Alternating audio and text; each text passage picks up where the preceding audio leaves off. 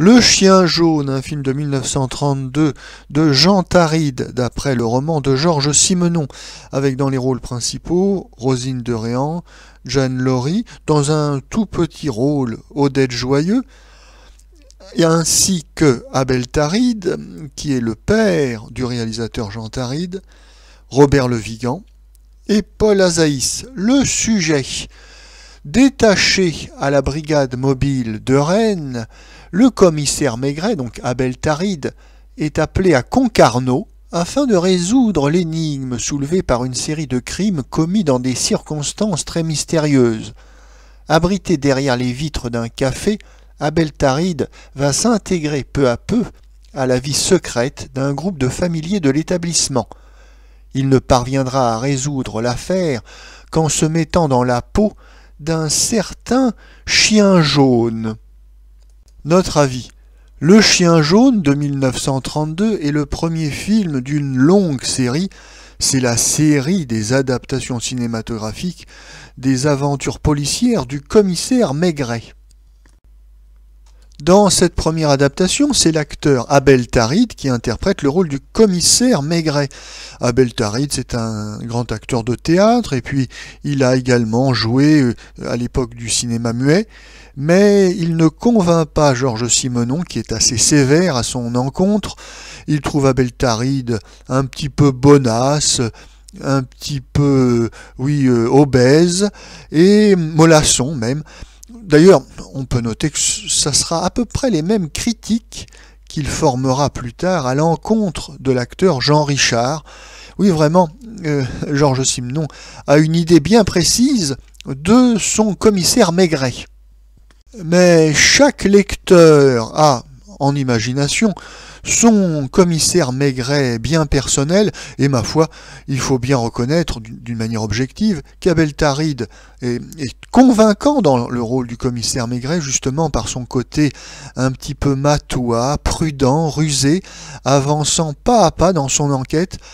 Il est tout à fait bien dans le rôle. Et s'agissant du commissaire Maigret, on peut dire que, ils sont nombreux les interprètes qui vont endosser le costume de ce célèbre personnage policier. Dès cette même année 1932, nous avons une deuxième adaptation cinématographique. Ça sera La Nuit du Carrefour de Jean Renoir, avec dans le rôle du commissaire Pierre Renoir. Bien que le film soit loupé, selon les termes mêmes de Jean Renoir, c'est ce qui est exact, le montage est approximatif et le film est quasi inintelligible pour le spectateur. Quoi qu'il en soit, Georges Simenon considérera à la fin de sa vie que Pierre Renoir, dans le rôle du commissaire Maigret, était le plus convaincant des très nombreux interprètes de ce personnage, ou du moins c'était celui qui s'éloignait le moins du commissaire que Simenon avait en tête quand il écrivait ses aventures dans ses romans. La série des commissaires Maigret du début des années 30 va s'achever en 1933 avec La tête d'un homme, un excellent film de Julien Duvivier avec Harry Bohr, très convaincant, dans le rôle du commissaire Maigret. Et d'ailleurs, des trois films de cette première période 32-33, c'est assurément La tête d'un homme qui est le meilleur.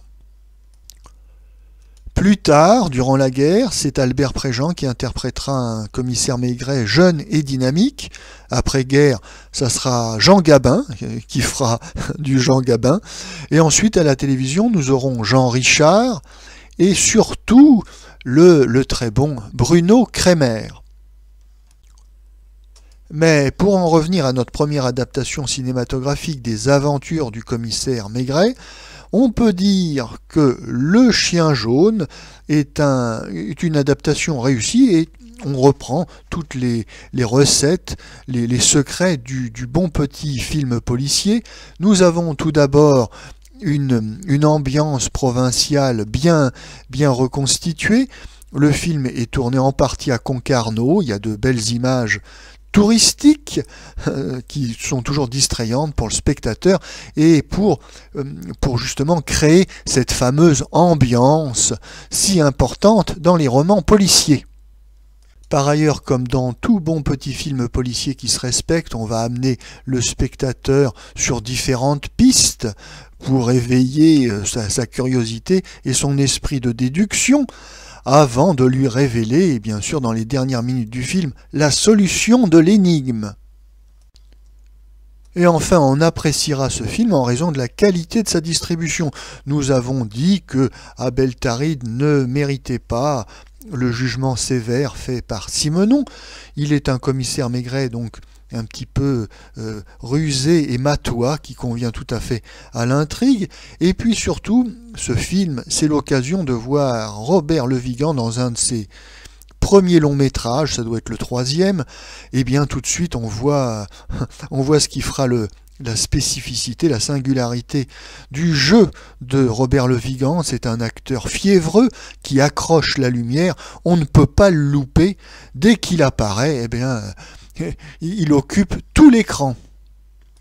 Un bon petit film policier donc, mais notons tout de même que pour le spectateur contemporain, dont l'œil est habitué à un montage rapide et dynamique, ce film, bien sûr, Le Chien jaune, apparaîtra un petit peu lent dans sa narration cinématographique, mais c'est une impression toute subjective, car en réalité, cette lenteur toute relative dans la narration ne fait que servir le propos.